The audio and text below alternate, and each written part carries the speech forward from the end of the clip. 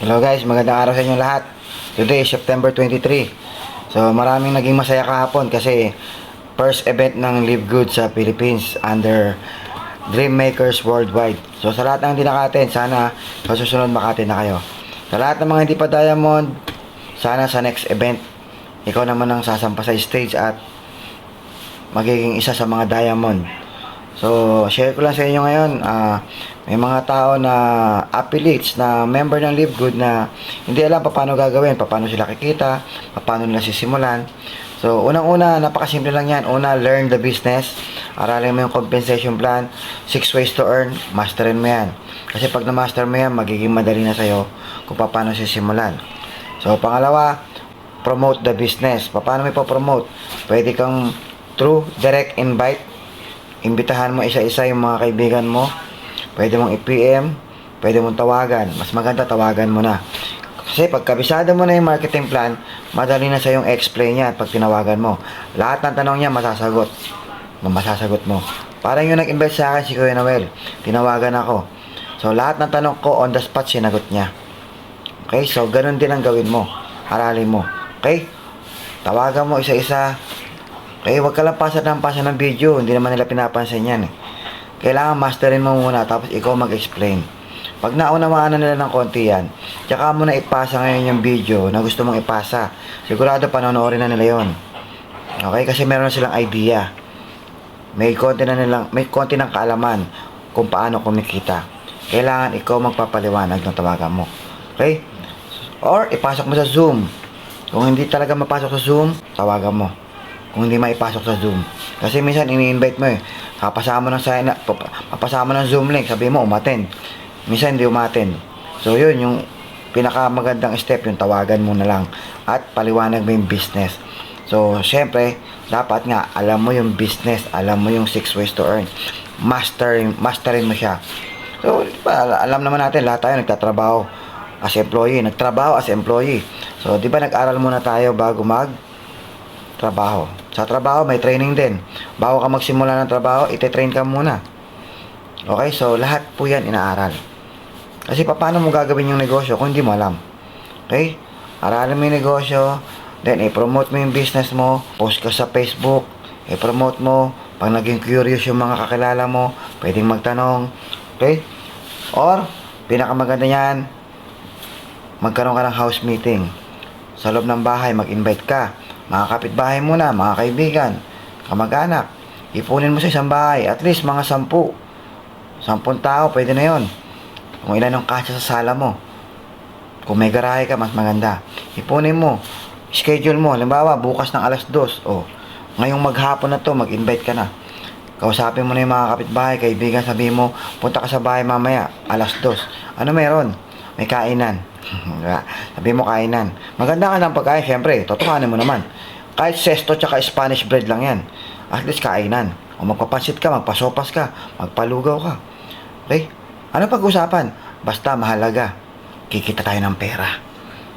May lalabas na pera? Wala. Sabi mo agad wala.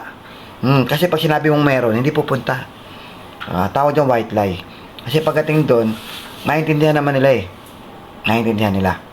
Okay? So, pagdating doon, mag-present ka na. Dahil kabisado mo na negosyo, syempre dapat, kumpleto ka ng materyales. Ano ba mga materials? Meron kang whiteboard marker, whiteboard, or meron kang laptop or tablet, tapos meron kang PowerPoint, mga videos, muna ka ng flash drive. Doon mo lagay lahat. Okay? So, para lagi kang meron, kung sino man may laptop, pwede may salpak, pwede kang manghiram. Okay? So, sunod dyan, meron kang speaker, Bluetooth speaker, any speaker para yung presentation mo. Pag nag-play ka ng video, malakas, maririnig nila. Mag-play ka ng video kasi kailangan may nakikita sila. Mayroong visual.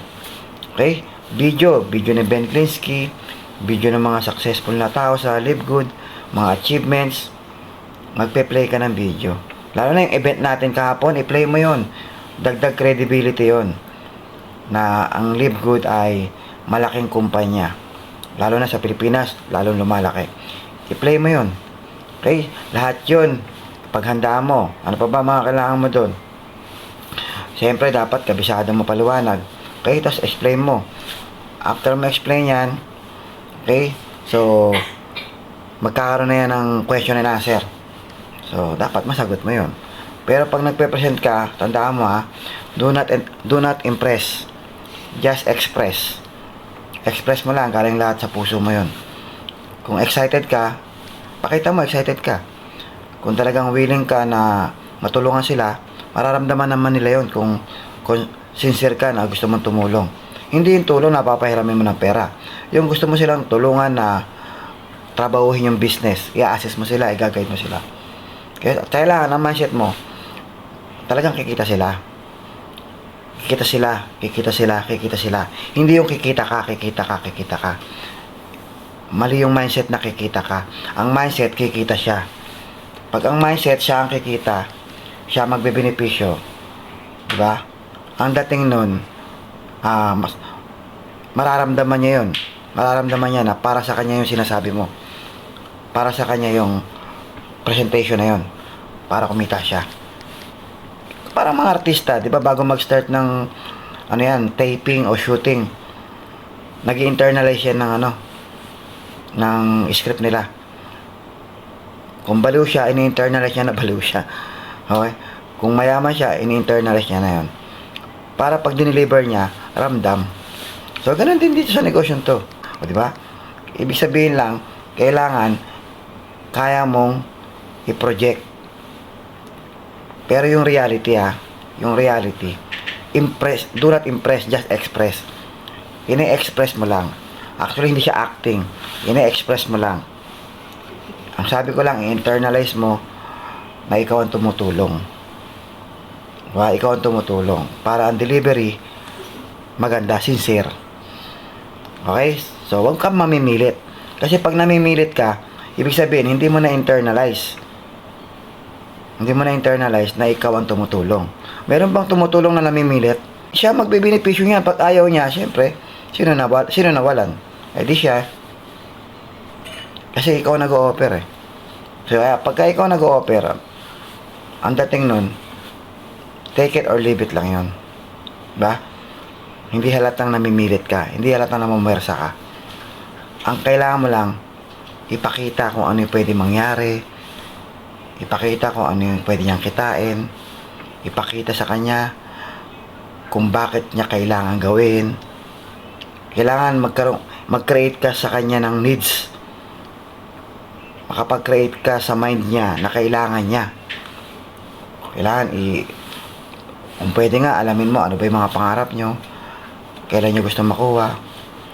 Matagal nyo na bang hindi nakukuha. Saan nyo pwedeng kunin. Nangangarap ka pa ba talaga? O kinalimutan mo na. So pag nabuhay na yan, yung pangarap nila, nasariwa na yung pangarap. So magkakaroon na yan ng interes. Kung ano, may pangarap pala ako. Nakalimutan ko na. Kasi makakalimutan na nila yung pangarap kasi wala naman talagang kakayanang kunin sa employment. Depende kung napakagaling mong tao sa employment. Diba? So nakakalimutan na nila yung pangarap. So pagka naparealize mo sa kanila na matagal na pala silang nangangarap pero nakalimutan na nila, pasariwain mo yung pangarap tapos maiisip nila paano makuha, magkakaroon na yun ng interes. Kasi nakapag-create ka na sa utak nila ng needs. Kailangan pala nila. Kailangan. Bakit kailangan? Siyempre, sabihin mo, pagtanda natin, ano ba pwede mangyari kung wala tayong ipon, kung wala tayong pundar, kung wala tayong mga business, kung wala tayong mga passive income. Ano mangyayari pag tumanda tayo ng walang pera? Manghihingi sa mga anak. Gusto mo ba yun? Di ba? Siyempre, ayaw mo naman. Pag nagkasakit ka, wala ka pang bayad sa ospital. Gusto mo ba yun? O yung anak mo magkasakit, wala kang pera. Gusto mo ba yun? O kontento ka na ba sa sitwasyon mo? Siyempre, sino ba gusto na walang pera? Hanggang sa ma-realize niya, oo nga, kailangan ko nga ng extra income. Diba? Nakapag-create ka na sa utak niya ng needs, kailangan niya pala. Okay? Taka yung wants niya. Yung mga wants, kotse, bahay, properties, mag-travel. Magsisimula na siya mangarap. magsisimula na niyang ma-realize na kailangan ko pala talaga. Hindi pala ako dapat makontento rito sa trabaho ko. So, pues, sige, pakinggan kita. Magkano kikitain dyan? Yan! Paano kumita dyan? Magkano puhunan? Kasali yan. So, ganun lang. Kapag nagpe-present ka sa house meeting, do not impress. Just express. Then, realization. Then, mag-create ka sa utak niya ng needs. Ano yung mga needs niya, ano yung mga wants niya. Magkukwento ka lang.